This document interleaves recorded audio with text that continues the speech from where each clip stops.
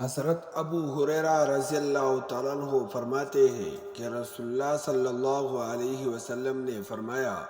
تم میں سے جب کوئی وضو کرتا ہے اور اچھی طرح وضو کرتا ہے، پھر مسجد آتا ہے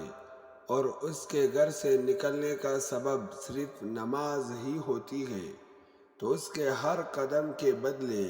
اللہ تعالیٰ اس کا ایک درجہ بلند کرتا ہے